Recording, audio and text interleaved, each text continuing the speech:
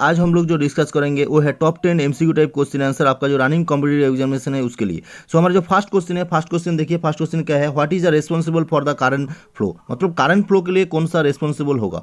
तो सोच लिया ये कंडक्टर है, इसमें करंट फ्लो होगा, तो करंट फ्लो होगा मतलब है आपका जो इलेक्ट्रॉन होगा, जो फ्री इलेक्ट्रॉन होगा वो क्या होगा, आपका मूवमेंट किया। तो फ्री इलेक्ट्रॉन जब मूवमेंट करेंगे तो उसमें कंडक्टर में क्या होगा, करंट फ्लो होगा। तो फ्री इलेक्ट्रॉन का मूवमेंट जिस डायरेक्शन में होगा, करंट फ्लो क्या होगा, रिवर्स डायरेक्शन में होगा। तो मतलब आपका जो करंट फ्लो जब होगा तो उसके लिए रिस्पॉन्सिबल कौन रहेगा, ऑप्शन है proton, option B electron, option C nucleus, option D है प्रोटॉन एंड इलेक्ट्रॉन। तो आपका करंट फ्लो के लिए रिस्पॉन्सिबल रहेगा इलेक्ट्रॉन, तो ऑप्शन बी हो गया right answer. So next question को डिस्कस करना है। नेक्स्ट क्वेश्चन क्या है, which of the following accordings to the KCL must be zero, मतलब हम लोग को केसीएल में कौन सा जीरो होना चाहिए। मतलब केसीएल में हम लोग क्या देखते हैं, केसीएल में हम लोगों को देखना है तो आपका सोच लिया आपका कुछ सर्किट है, सर्किट में क्या किया, जो करंट इंटर्न्स किया और सर्किट में जो करंट्स आउट हो रहा है, मतलब उसका जो समेशन होगा, जो करंट इंटर्न्स होगा, summation of the interns current and summation of the observation current क्या होना चाहिए, सेम होना चाहिए। मतलब इंटर्न्स जो होगा करंट उसमें क्या होगा, आउट होना चाहिए। तो इसमें आपका इंटर्न्स करंट सोच लिया I1 I2 I3 I4, तो उसमें आउट जो होगा तो I1 plus I2 equal to क्या होना चाहिए, इसमें I3 प्लस I4 होना चाहिए। तो ऑप्शन ए है algebraic sum of the close loop, option B है algebraic sum of power close loop, algebraic sum of the current enters into the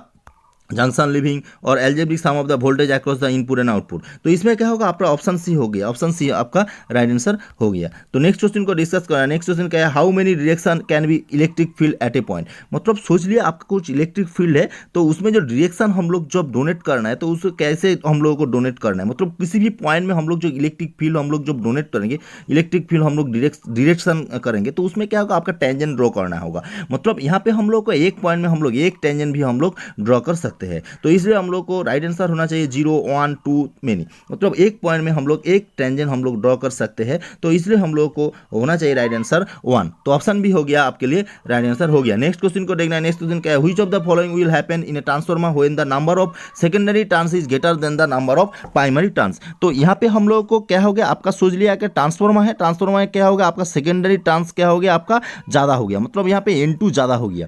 तो N2 जब ज़्यादा हो जाएंगे तब तो उसमें हम लोगों को क्या होना चाहिए, इसमें हम लोगों को जो वोल्टेज जनरेट होगा तो उसमें हम लोगों को जो प्राइमरी साइड में हम लोगों को कम टर्न है और सेकेंडरी साइड में हम लोगों को ज़्यादा टर्न्स हो गया।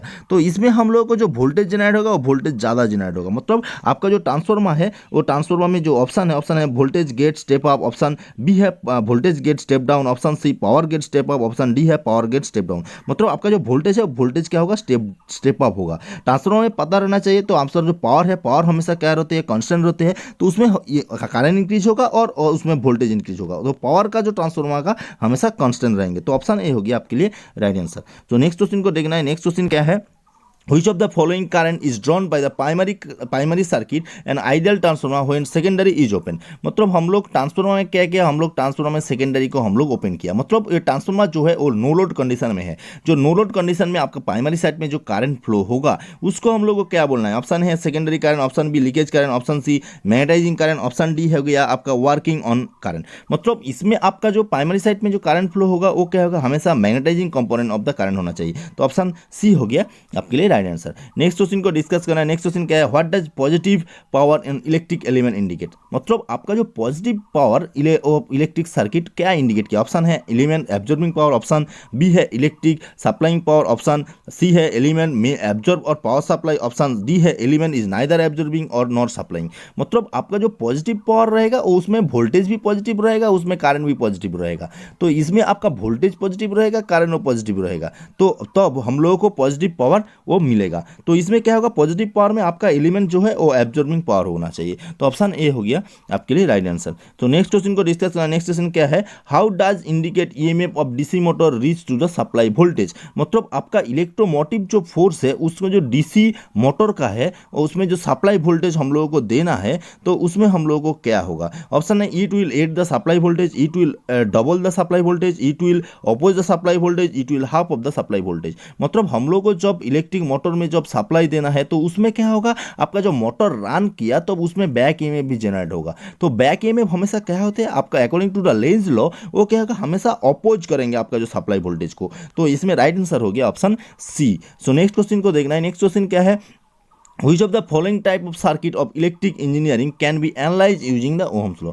तो इसमें हो गया आपका जो इलेक्ट्रिकल जो सर्किट है उसमें हम लोगों को क्या इंडिकेट किया, उसमें हम लोग जो इलेक्ट्रिक सर्किट है जो उसमें ओम्स लॉ हम लोग अप्लाई होते हैं, तो वो क्या है जिस सर्किट में हम लोग को ओम्स लॉ अप्लाई नहीं होगा, तो ये हम लोग को ढूंढना है। ऑप्शन है unilateral, option B bilateral, option C linear, option D conductor. Conductor में तो ओम्स लॉ अप्लाई होगा और लीनियर और बायलेटरल में भी अप्लाई होगा। तो इसमें यूनिलेटरल में ओम्स लॉ अप्लाई नहीं होगा। क्यों अप्लाई नहीं होगा? क्योंकि इसमें unilateral circuit like the transistor circuit, तो ट्रांजिस्टर में करंट फ्लो रिवर्स में और बोथ डायरेक्शन में हो सकती है। तो इसमें क्या होगा, जिसमें दोनों डायरेक्शन में करंट फ्लो होगा उसमें ओम्स लॉ एप्लीकेबल नहीं होगा। तो ऑप्शन ए हो गया आपका यूनिलेटरल सर्किट। तो यूनिलेटरल सर्किट में आपका करंट फ्लो नहीं होना चाहिए, करंट फ्लो भी होगा बोथ डायरेक्शन में, उसमें ओम्स लॉ अप्लाई नहीं होगा।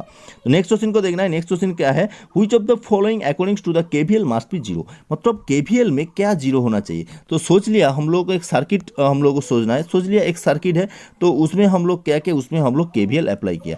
जिस सर्किट में केवीएल अप्लाई करेंगे, सोच लिया R1 R2, तो इसमें हम लोग V1 सप्लाई हम लोग अप्लाई किया, तो क्या होगा R1 में वोल्टेज भी ड्रॉप होगा और आयन करंट फ्लो होगा तो आयन में ड्रॉप होगा और इसमें आयन फ्लो होगा तो R2 में भी ड्रॉप होगा। तो total sum of the voltage drop must be zero according to the Kirchhoff voltage law. तो इसमें ऑप्शन है algebraic sum of the current close loop और algebraic sum of the power of close loop, algebraic sum of the close loop loss close loop और algebraic sum of the voltage in close loop. मतलब इसमें क्या होगा, आपका जो voltage drop होगा उसमें क्या होगा, आपका समेशन जीरो होना चाहिए। तो ऑप्शन डी हो गया राइट आंसर।